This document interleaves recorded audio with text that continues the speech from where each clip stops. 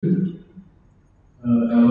yang saya lihat sih ya, di pengalaman waktu kami tinggal di asrama, masjid yang kami tempat itu masjid asrama itu kemudian diambil kurang lebih seperempat dari masjid itu, kemudian dibuat semacam tenda-tenda ya, di kanan kali dibuatkan semacam bordel, kemudian setiap orang itu akan dilihat.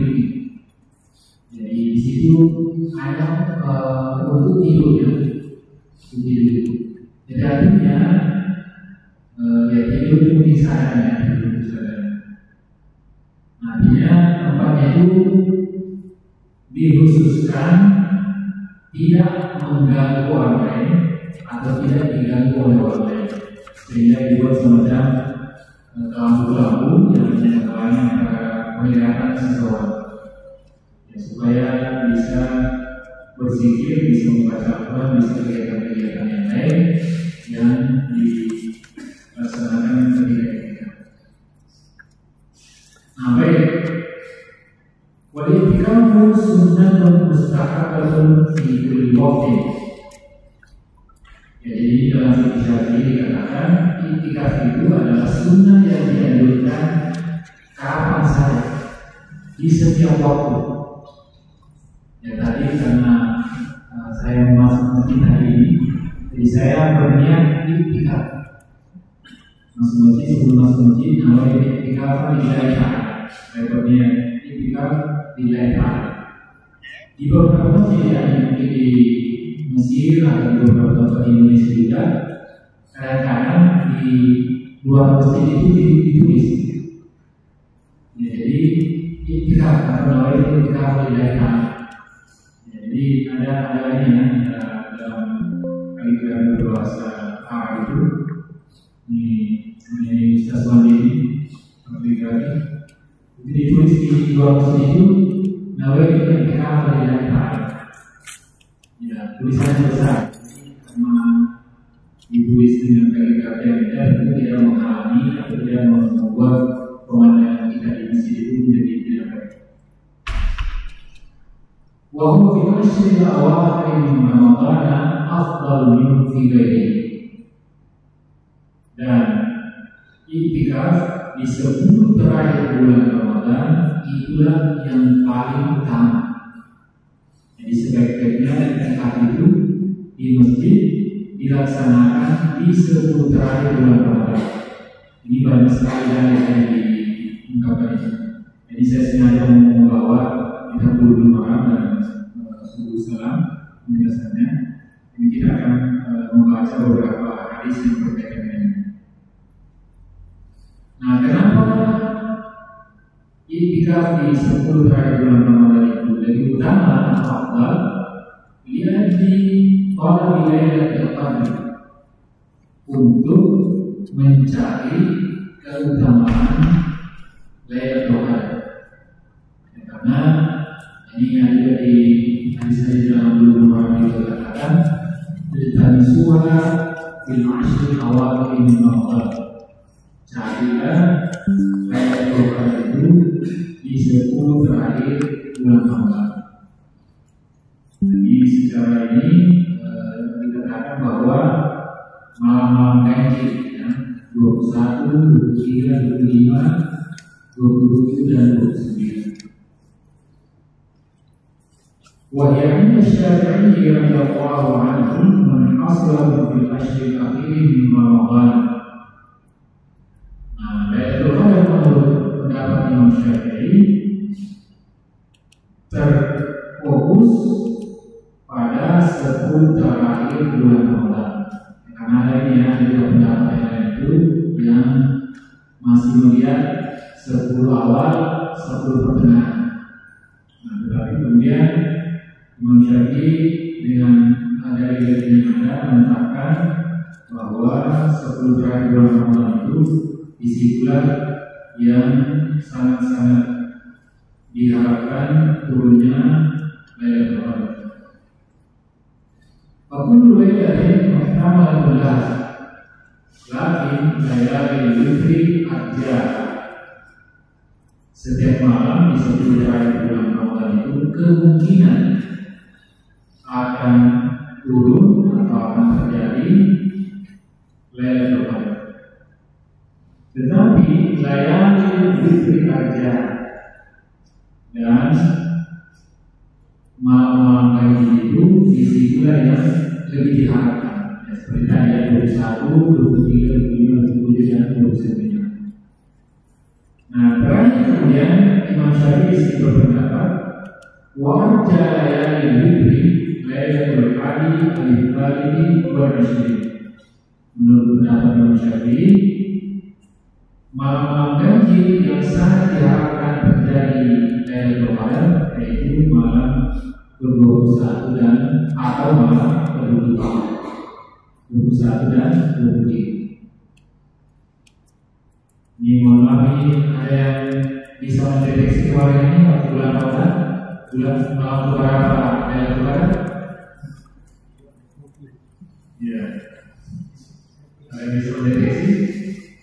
Jadi malam ke-21 atau 23. Di saya ada ini ada grup WA kemarin itu, walaupun di beberapa pendapat ulama itu ada yang mengatakan kemarin kalau bulan Ramadan dimulai hari Sabtu, maka Lailatul Qadar itu malam ke-23. Hanya pendapat begitu ya. Ya, baik pendapatnya Imam Al-Ghazali atau pendapat yang lain.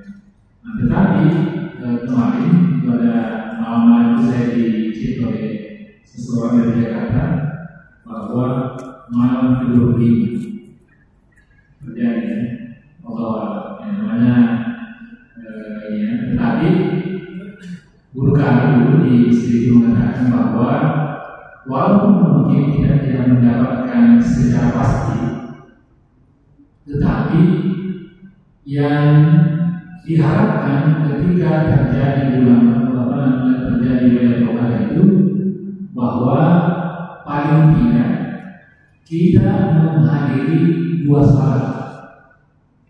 salat Isya dan salat subuh. Itu karena ada hadisnya itu bahwa barang siapa yang salat berjamaah salat Isya kemudian hadir pula salat berjamaah salat subuh, maka dianggap dia melaksanakan atau menghidupkan malam-malam di malam itu. Ya, walaupun dia tidak bangun misalnya salat tahajud. Nah, tetapi saya kira di antara kita yang terbiasa bangun sahur kemarin pastilah bangun ya, di antara salat Isya dan salat subuh. Artinya ketika kita melaksanakan apapun, ya minimal misalnya apa yang diungkapkan oleh Aisyah ketika bertanya kepada Baginda Rasulullah SAW, beliau mengatakan bertanya kepada Nabi, ya Rasulullah, bagaimana kalau saya mendeteksi atau mengetahui bahwa ada Lailatul Qadar, apa yang saya lakukan?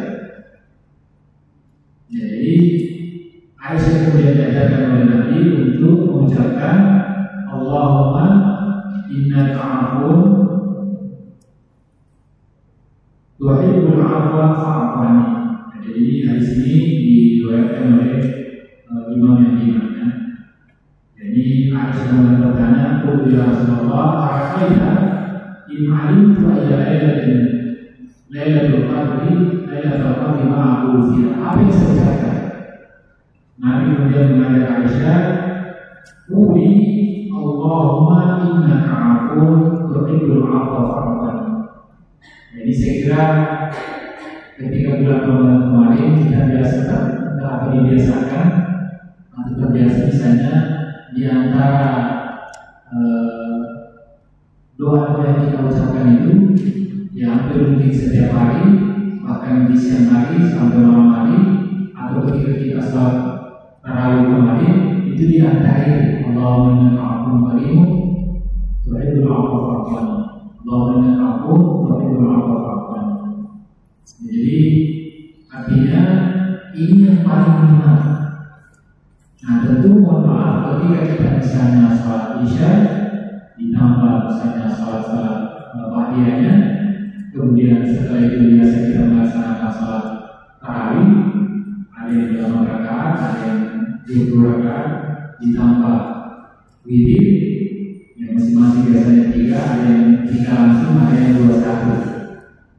Nah, ditambah mungkin kalau kita bangun untuk sahur, ya ada mungkin yang terbiasa mungkin melaksanakan minimal 2 sholat qiyamul lail atau sholat tahajud, atau membaca Al-Quran, atau misalnya mungkin ibu-ibu atau calon ibu yang di belakang ketika bangun sahur itu sambil memasak sambil berzikir. Iya, masya Allah. Ini untuk informasi, ini ada pengalaman saya dulu, ada ibu-ibu dulu waktu saya tinggal di Sudan, dan kebetulan ini ada keras Sulawesi, tapi campuran antara Sinde dengan orang Sunda. Di ibu ini Nur Hayati namanya kebetulan. Beliau ini terkenal enak sekali masakannya. Nah, karena kedekatan dengan beliau, saya tanya, apa yang kita lakukan dengan enak sekali masakannya? Ya, bukan karena dia punya 2 anak gadis seperti itu, tetapi kemudian dia menginformasikan atau mengatakan bahwa saya paling biasa baca apa saja, apakah baca istighfar, baca salawat, atau bacaan-bacaan yang lain, sambil menggaruk-garuk nasi, sambil potong-potong bawang atau potong-potong yang lain itu, sambil berzikir. Nah, artinya ketika kita bangun dan nyanyi terutama di bulan kemarin, membaca apa saja dari zikir-zikir yang baik itu bagian sebenarnya dari mendapatkan keberkahan dari Tuhan. Nah, tetapi biasanya ada juga yang mengatakan bahwa Lailatul Qadar waktunya itu kadang-kadang hanya sekedar, kadang-kadang panjang. Jadi waktu saya tinggal di Jakarta dulu, di kebetulan saya di sebuah majelis itu, ya kami di Iktikaf waktu itu ya mungkin kurang lebih hanya 4 jam saja waktunya. Itu kurang lebih jam 2 malam. Jadi ketika jam 12 malam kita sudah dibangunkan, wudu, sholat dan sebagainya. Nah, pas jam 2 itu kemudian guru kami itu mengatakan, mari kita keluar dari ruangan ini dan sambil memandang langit di dunia ini. Nah, karena itu saya tidak ada yang tidak ada. Nah, guru itu mengatakan ini sudah ada. Itu ada fenomena sebenarnya. Cuma bagi kita yang alhamdulillah banyak dosa, bukan seperti itu. Saya banyak dosa itu tidak ada. Itu masalahnya, karena terhalang oleh banyak dosa yang kita lakukan. Ya baik. Nah, kita lanjutkan. Walau ayat ini ketika mengatur syaratan. Jadi ketika yang disebutkan itu ada 2 syaratnya. Akhirnya salah satu di antaranya an-niyat, niat. Wayang fil iktikaf manzur bil fardiyati al-nazri, dan wajibnya berniat itu untuk iktikaf yang didasarkan. Ya, mohon maaf, tidak ada ini, ada seseorang yang mengatakan begini di antaranya. Insya Allah kalau saya selesai skripsi tahun ini, insya Allah saya akan iktikaf selama beberapa hari, 3 hari, sekian hari, ya. Misalnya Anwar ya, atau kawan-kawan yang mau selesai ini sedang proses, atau Pak Imam kita di belakang Inggris,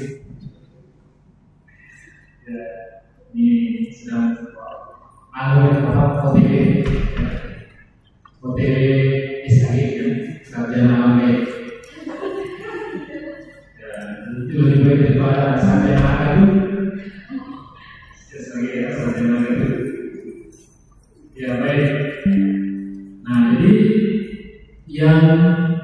dinazarkan ini itu wajib hukumnya.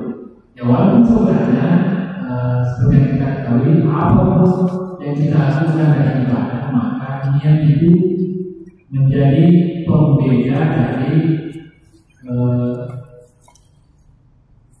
perbuatan-perbuatan yang lain.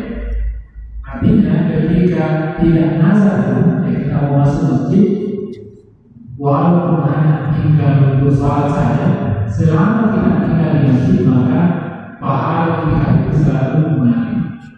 Nah, walaupun ini ada perbedaan-perbedaan yang mungkin tidak bisa lihat. Wasbani al-lubsu bil masjid. Syarat itu adalah tinggal dalam masjid. Walayukni fil lubsi Kabul tumanina di Malaysia itu ada ini bisa mengalami alur hukuman. Nah, tidak cukup yang namanya tinggal itu hanya sekedar seperti kita tumanina dalam sholat, yang masuk dan keluar. Ya, jadi tidak seperti itu, tapi ya ini bertambah dari itu, dari tumanina, sehingga bisa dinamakan tinggal. Ya, ya mungkin misalnya mohon maaf, hanya misalnya masuk sebelah kakinya keluar lagi misalnya, seperti itu, atau masuk dua kakinya misalnya, tetapi sebentar sekali keluar lagi. Nah, jadi yang dipersyaratkannya adalah kira-kira tinggal dalam masjid itu sehingga dia dianggap betul-betul tinggal, minimal misalnya mungkin soal 2 rakaat atau yang lainnya. Nah, baik, syarat tadi syaratnya orang yang tinggal itu ini ada beberapa. Yang pertama adalah Islamun, harus orang Islam. Wa'aflon, orang yang beramal, orang yang sehat. Wanaqaw an haidin aw nifasin wa janabah, dan bersih dari haid atau nifas dan junub atau janabah. Ya. Walam yasihu bikrahu kafirin wa majnunin wa haidin wa nifasat wa junubin. Nah, maka tidak sah iktikafnya orang kafir atau orang gila atau perempuan yang haid atau perempuan yang nifas dan orang yang junub. Walau tadi itu awsaka atau iktikaf. Kalau ada orang yang iktikaf dan kemudian ketika iktikaf murtad atau ketika dia tinggal iktikaf itu dia malu, bahwa iktikaf maka iktikafnya batal dengan sendiri. Nah, jadi tentu di antara kita alhamdulillah, saya kira ini terpenuhi semua persyaratan yang ada di sini. Walau yakhruju al-mu'taqibu min al-i'tikaf al-mamduhi illa bi'adati nisan.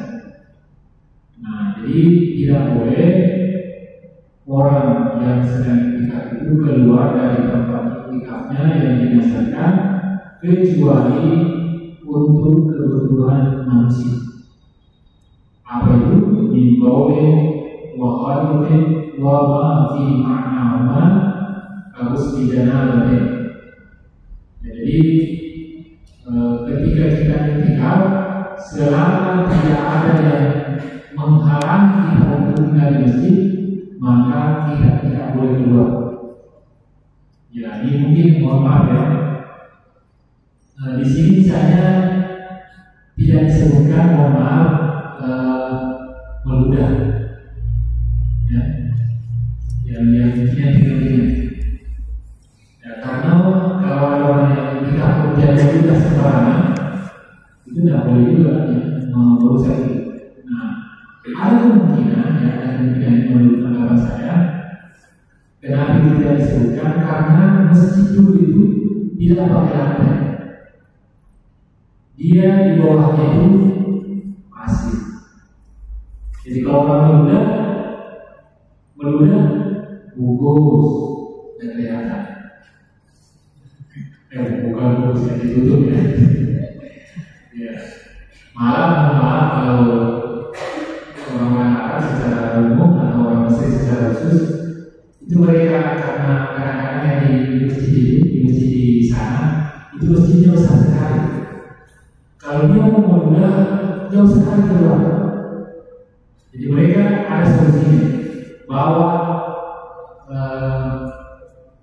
bagaimana kalau kita di sini sekarang isu ya, isu yang mungkin bisa menampung mudah. Bagaimana yang menjaga ini sabutan. Jadi mereka itu kalau mudah itu atau misalnya tidak ada habis tentang dia sholat atau yang lain dia kesedot itu dia lipat-lipat masuk ke lain. Karena kalau dia mau keluar itu jauh. Ya misalnya kalau misalnya masjid Al-Azhar ini masjid Al-Azhar ini mungkin bisa sampai 20 kali lipat misalnya di sini. Kita mau masuk masjid itu jauhnya itu jauh tempat imam itu, jauh sekali tempat imam. Dan di dalamnya tidak ada tempat yang kita harus menuju. Ya, jadi itu solusi sebenarnya. Jadi mungkin begini ya. Ya baik. Nah, jadi di sini dikatakan bahwa syarat mengungkap itu atau orang yang tinggal itu orang Islam, orang yang berakal, orang yang sehat akalnya dan bersih dari haid, nifas dan junub. Nah, kemudian orang yang tinggalkan itu tidak boleh keluar dari tempat tinggalnya kecuali mimbaulin, wawarin, wamafi maknama harus tidak. Jadi mungkin dia mau buang air kecil, buang air besar, atau yang semakna dengannya. Nah, di tempat yang lain saya baca misalnya untuk menjaga kebersihan masjid, makan minum itu di luar masjid. Karena kalau kita di masjid di sini ada orang yang makan ini kelihatan, atau paling tidak mengundang semut. Bukan ini mengganggu juga. Sementara kita tidur ada semut yang memilih, nah ini akibat makanan yang kita makan. Jadi bahwa mana itu dia tidak makan minum. Atau kalau minum misalnya yang masih bisa kita antisipasi, tidak mendatangkan misalnya semut atau binatang yang baik, itu masih kita bisa antisipasi. Nah kemudian disebutkan juga di sini semangat yang itu adalah mandi dulu, yang mandi janabah. Ya, saya rasa misalnya ini sedang iktikaf, ya apalagi yang sebelum ini, ya, kemudian ada yang keluar, ya, ada yang keluar. Jadi seingat saya tahun 97 ya kalau tidak saya ingat itu, ya ini soalnya dulu lagi di sini, itu saya iktikaf di masjid di Mesir itu sedang dingin-dinginnya. Jadi kita bangun sholat itu, sholat tahajud, sudah pakai kaos tangan, sudah pokok pakai kaos kaki. Nah kemudian ini di sini misalnya kalau ada misalnya lubang-lubang di sini itu dinginnya merasa juga. Itu harus dulu. Nah jadi saya di pada itu jarang sekali minus. Paling misalnya 3 derajat. Yang pernah saya rasakan itu 3 derajat. Itu 3 derajat itu sudah ada semacam satu, ya. Walaupun bukan satu yang di kota Kairo. Ya baik. Nah jadi mohon maaf, biasanya ketika cuaca seperti itu, ya otomatis misalnya kita rajin makan untuk melawan ini cuaca ini. Atau mungkin misalnya makan atau minum sesuatu yang panas. Nah, atau misalnya hal yang bisa kemudian mengakibatkan mengantisipasi dinginnya cuaca. Al-Muslim min khairin aw nifasin wa takhrujul mar'atu min al-masjid al-qima. Atau usul di antara haid atau nifas, maka perempuan yang sedang haid atau sedang nifas akan keluar dari masjid karena keduanya. Al-Qasri min maradin ayu ibn Muqawim ma'am, atau ada uzur di antara itu sakit yang tidak mungkin tinggal di dalam masjid. Yang kana yahtaju di masjid wa khalimin wa tabibin wa yakhafu talbid al-masjid kaishari wa ibrahim qawli kaishari wa ibrahim qawli. Jadi bisa juga keluar dari masjid itu karena sakit yang tidak mungkin tinggal di dalam masjid. Di antara misalnya butuh selimut, butuh bantuan, butuh dokter, atau takut membuat kotor masjid karena dia misalnya penyakitnya di hari baru berdiri sudah keluar. Atau selalu ingin buang air kecil. Jadi itu orang seperti ini dianjurkan untuk keluar dari masjid selama dia. Wahai beliau al-musaddiqi la yumkinu ila akhirih al-maradul khafifu kahumma khafifatin. Jadi tidak masuk dalam kategori ini atau keluar dari kategori yang dikatakan muslim itu tidak boleh keluar itu adalah penyakit yang ringan seperti yang mungkin misalnya demam ini ya, demam ringan. Maka itu seluruh dalam masjid ini bisa dinamakan ketika ada demam ringan masih bisa sembuh dengan kompres, masih bisa sembuh dengan obat-obat yang ringan, maka tidak boleh keluar atau tidak dibolehkan keluar karena sebab tersebut. Walaupun dikau ilwaqti muhtar zalika al-i'tikadi aliman bitahdim. Nah, i'tikaf itu karena hubungan suami istri, karena dia memilihnya atau tidak dipaksa, mengingat dia i'tikaf dan tahu keharamannya. Ya tentu mohon maaf, alhamdulillah sangat-sangat tidak elok sekali kalau ada orang yang melakukan hubungan suami istri di masjid. Sangat-sangat tidak elok sekali. Ya tidak mungkin tidak pernah kita temukan itu tidak pernah kita temukan orang yang melakukan itu malah mungkin keharamannya. Nah makanya ini sekaitan dengan itu ada yang berpendapat misalnya kalau ada orang yang tinggal di masjid, kemudian ada pintu yang terhubung dengan masjid, itu dianggap bahwa yang kamar yang terhubung itu masih dalam keadaan masjid. Ya, nah, makanya di sebelah sini itu orang yang tinggal dalam masjid dan suami istri mohon maaf itu harus ditutup. Ya, untuk di sini marbutnya kayaknya pasti ya, bukan suami istri. Ya, di anak ini alhamdulillah belum ada, tapi berencana.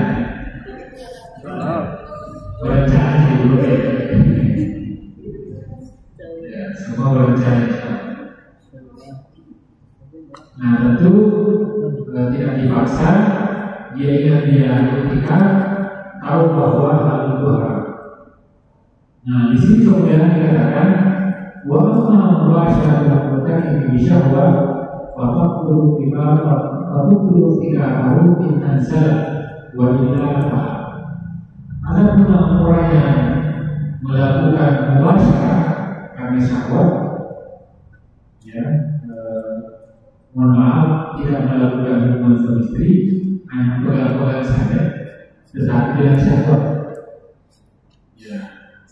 Nah di sini dikatakan hal tersebut membatalkan i'tikaf in anzala kalau ada yang keluar, baik laki-laki maupun perempuan. Wa illa kalau tidak keluar sampai keluar ini, ya, dan menasbi. Ya, oke. Itu barangkali yang di dalam kitab ini kita perlu beri. Yang mungkin saya sedikit menambah dari apa yang kita baca ini dari beberapa hadis dari guru Haram yang berkaitan dengan ini. Nah, di antaranya ini dari Aisyah radhiyallahu anha beliau mengatakan Nabi sallallahu alaihi wasallam kana ya'takifu al-ashra awaqir min Ramadan hatta tawaffahu Allah azza wa jalla thumma akthara azwaju min ba'dihi. Bahwasanya Nabi sallallahu alaihi wasallam itu iktikaf di 10 terakhir bulan Ramadan sampai Allah Subhanahu wa taala mewafatkan beliau. Kemudian para istrinya mengikuti cara beliau, sunnah beliau sesuai. Jadi Aisyah dan ummahatul mukminin yang masih hidup dan 9 orang itu mengikuti baginda Rasulullah SAW. Nah, kemudian dari Aisyah juga hadis muttafaq alaih juga dari Nabi SAW, "Idza arada ya'takifa shalla al-fajr thumma dakhala mu'takifah." Nabi SAW ketika ingin beriktikaf, beliau sholat subuh kemudian masuk tempat iktikafnya. Ya, mohon maaf, ini mungkin ada sedikit misalnya waktu saya sudah mungkinnya 10 terakhir bulan Ramadan. Nah, biasanya ada yang masuk itu pas malam ke-21, atau ada yang masuk itu hari ke-20. Nah, kalau kita paham di sini, kemungkinan besar Nabi SAW itu masuk di hari ke-20, karena terhitung Ashur awal itu 21 itu kalau sudah masuk maghrib. Ya, jadi beliau masuk di hari ke-20 subuh. Karena kalau dia masuk di ke-21 itu sudah lewat sebenarnya, karena malam ke-21 itu sudah dianggap Ashur awal yang pertama dari Ashur awal itu. Nah, kemudian ini kebiasaan Nabi. Nah, hadis dari Aisyah lagi. Ini apa yang dilakukan oleh Nabi? Kalau jika Rasulullah SAW itu alaihi ashabu rasuluh bahwa kita ini kawan itu bahkan ada yang berbeda dari hadis ini tidak ada mengatakan kalau lain berlalu. Jadi Rasulullah SAW itu karena rumahnya Aisyah dengan Masjid Nabawi itu satu tembok, maka Nabi kadang-kadang mengeluarkan kepalanya ke rumahnya Aisyah. Apa yang dilakukan?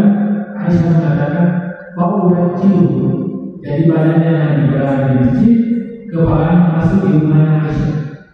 Nah, Pak Aisyah kemudian menyisir Nabi. Nah, Aisyah mengatakan Rasulullah SAW itu tidak masuk di dalam rumah kecuali hajat yang dilakukan seperti tadi, makan, minum, atau mungkin buang air kecil, buang air besar, tidak akan mengatakan apabila beliau iktikaf.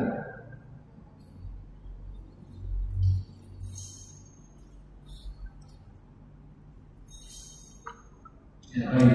Saya kira mungkin ini yang kita baca malam ini, mudah-mudahan ya, seperti yang informasi yang pertama yang saya katakan, insya Allah kita akan berbeda ke pembahasan selanjutnya yang berkaitan dengan pelaksanaan Idul Adha nanti.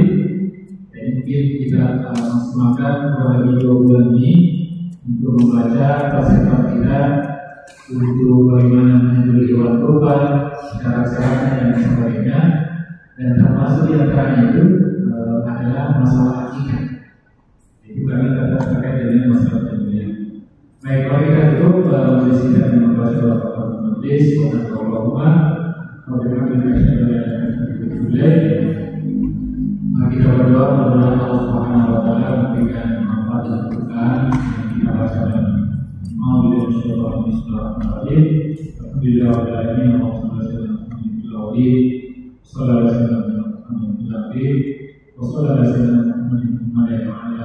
الحليم اللهم ربنا تقبل منا انك السميع العليم وتب علينا انك التواب الرحيم اللهم ربنا لا تؤاخذنا ان نسينا واخطانا ربنا لا تحمل علينا اصرا كما حملته على الذين من قبلنا ربنا لا تحملنا ما لا طاقه لنا به واعف عنا واغفر لنا وارحمنا انت مولانا وانصرنا على القوم الكافرين اللهم انفعنا بما علمتنا وعلمنا ما ينفعنا وارزقنا علما ينفعنا الذين يستمعون القول فيتبعون احسنه اللهم ربنا اتنا من لدنك رحمه وهيئ لنا من امرنا رشدا اللهم ربنا اتنا في الدنيا حسنه وفي الاخره حسنه وقنا عذاب النار وصلى الله على سيدنا محمد النبي وعلى اله وسلم والحمد لله رب العالمين ببركه ذلك.